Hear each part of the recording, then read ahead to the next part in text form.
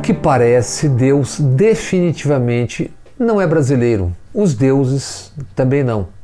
Precisamos chegar à colossal tragédia, mais de 66 mil mortos, para Bolsonaro descobrir na própria carne. Está com Covid-19 e, claro, propagandeando sua cloroquina. Esse vírus é quase como, já dizia no passado, era muito criticado, era como uma chuva, né? Vai atingir você, alguns não, né? Alguns têm que tomar o maior cuidado com esse fenômeno, vamos assim dizer. Agora ele acontece, mas eu estou muito bem, acredito isso aí, não só o atendimento que eu tive aqui dos médicos, mas pela forma como ministraram a hidroxicloroquina, que a reação foi quase que de imediato. A Covid-19 não é uma gripezinha, um resfriadinho. É uma doença grave, séria, que exige isolamento social, que exige uso de máscaras e distanciamento entre as pessoas. De tudo isso, Bolsonaro debochou e debocha publicamente, de maneira não apenas irresponsável, mas também criminosa, como vimos no último sábado, quando, em companhia dos seus generais, do filho 03 e do chanceler Ernesto, foi à embaixada dos Estados Unidos agachar-se. Ao lado também o embaixador norte-americano, o texano Todd Chapman, comemoraram todos o 4 de julho, a data de aniversário da independência dos Estados Unidos.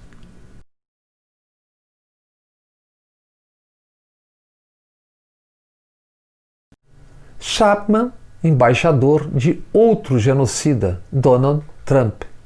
É evidente, infelizmente, que há subnotificação, que os mortos do Brasil são bem mais do que as estatísticas oficiais conseguem flagrar.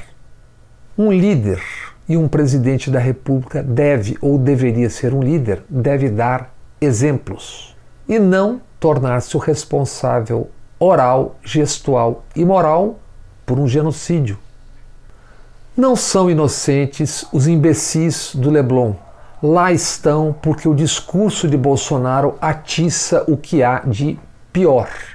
Hoje é dia 2 de julho, primeiro dia da liberação dos bares do Rio de Janeiro.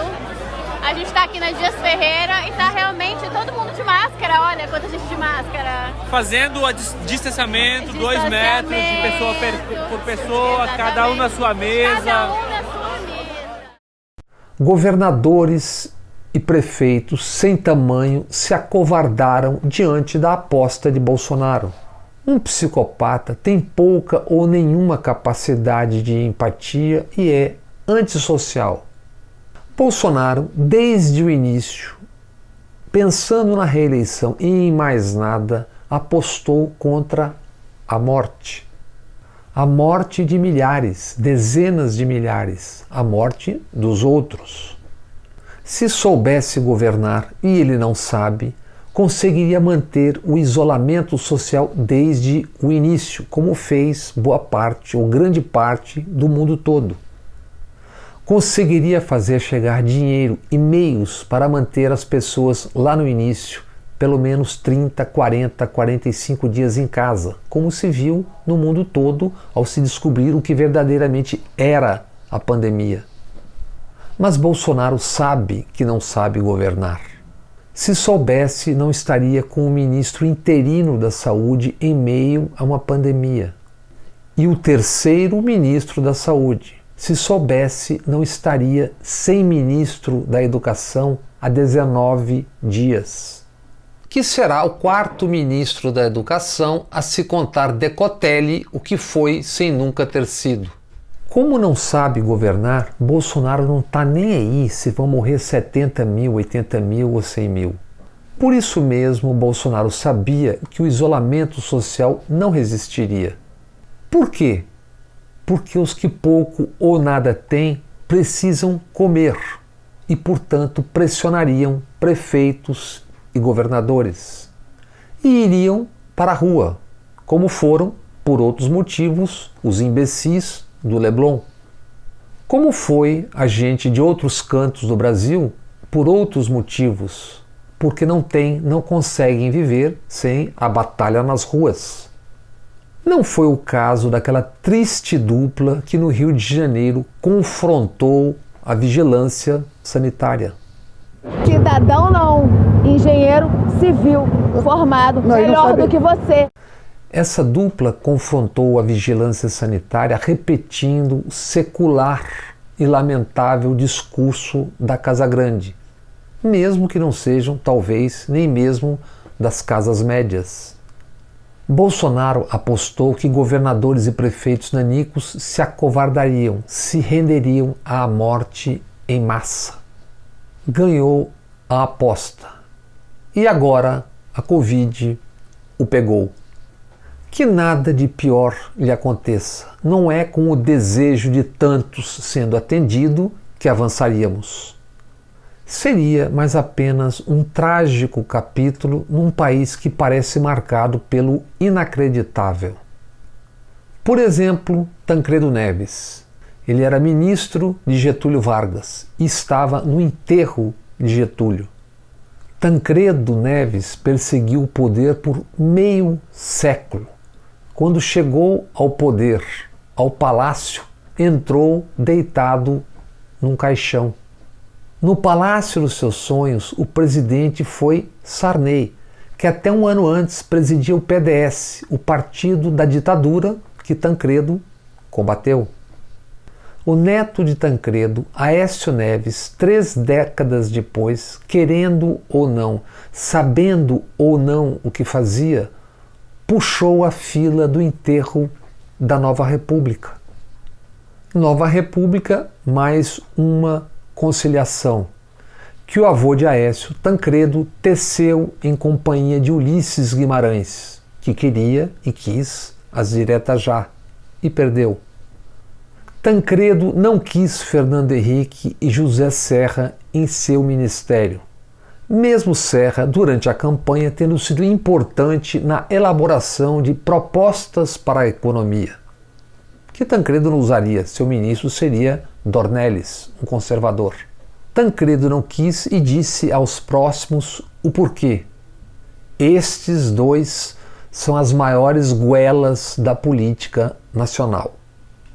Goelas, sedentos de poder, vaidosos ao extremo. Fernando Henrique teve sorte. Ao perder para Jânio Quadros a cadeira de prefeito em São Paulo, anos depois teria a chance, a oportunidade de ser o ministro do Plano Real de Itamar Franco. E dali chegaria à presidência da República. Goela, Fernando Henrique Cardoso atropelou o desejo presidencial de Mário Covas, o verdadeiro líder e criador do PSDB, durante um racha com o PMDB corrupto durante a Constituinte. Estive com Mário Covas no dia em que foi lançada a ideia da reeleição. Amante do xadrez, Covas antecipou um lance. À parte uma fieira de palavrões e histórias sobre Fernando Henrique, disse: esse reticências vai arrebentar o Brasil. No dia seguinte à eleição, com a reeleição, a oposição só vai pensar em destruir o eleito. E o eleito só vai pensar na reeleição. A emenda da reeleição no Congresso, para ser aprovada, como alguns sabem e muitos mais deveriam saber, teve votos comprados para ser aprovada. 2 décadas depois, Fernando Henrique diria: se teve voto comprado, não fui eu quem comprou. Então tá. Mas foi ele quem impediu a CPI para apurar a compra de votos. Serra, como Tancredo, perseguiu a presidência da República por décadas. Não conseguiu. E agora, só agora, a Lava Jato decide reabrir a investigação com crimes que deixaram prescrever. A Lava Jato reabre só agora o que Moro, Dallagnol e companhia fizeram questão de não enxergar antes, e há tempo legal para uma punição legal. Agora, sob cerco, com suas vísceras sendo expostas, a Lava Jato busca desviar atenções. joga Serra e a filha Verônica aos cães. Com Serra aos 78 anos, só agora lembraram o que Pedro Novis, delator da Odebrecht, havia contado há 3 anos. Que o então governador teria recebido 4,5 milhões de propina no offshore na Suíça em nome da filha Verônica. Se fato, teria que ser investigado e punido muito antes. Justiça tardia não é justiça, senão injustiça qualificada e manifesta. Algo assim dizia Rui Barbosa. Agora, como de praxe na Lava Jato, vazam para a imprensa ataques para demolir a imagem dos investigados, que assim já chegam condenados no tribunal midiático a um eventual julgamento na justiça. Ataque mais recente é a busca por parte da Polícia Federal de 4 recibos de compra e venda de quadros de Portinari. Está nas manchetes. Em bom e claro português, um bando de farsantes e hipócritas. Vejamos neste vídeo o que acontecia e o que não aconteceu em 2011. 7 ministros da presidente Dilma já caíram, sempre em razão de denúncias de corrupção ou tráfico de influência. Em todos esses casos, a mídia cumpriu o seu papel, investigou e manchetou, impiedosamente às vezes. A oposição botou a boca no trombone, como lhe cabe fazer, mas desde a sexta-feira passada o que se ouve é um estrondoso silêncio. Sexta-feira chegou às livrarias a Privataria Tucana. De autoria do jornalista Amaury Ribeiro Júnior, o livro trata de um milionário esquema de lavagem de dinheiro. Dinheiro que seria fruto de operações desde a época em que, no governo Fernando Henrique Cardoso, o Brasil privatizou o seu setor de telefonia. O livro tem 340 páginas, 112 dessas páginas são documentos. Documentos confidenciais da CPI do Banestado, documentos obtidos em juntas comerciais ou em paraísos fiscais. Personagens centrais do livro são o ex-diretor do Banco do Brasil à época, Ricardo Sérgio de Oliveira, e José Serra e alguns dos seus mais próximos familiares. Nenhuma notícia nos telejornais, nos jornais, na chamada grande mídia, só um silêncio ensurdecedor. Se murmura que faltaria credibilidade a Amaury Ribeiro, isso por ele ter sido indiciado pela Polícia Federal há 1 ano, sob acusação de espionar Serra e família em meio à campanha eleitoral. Algumas perguntas.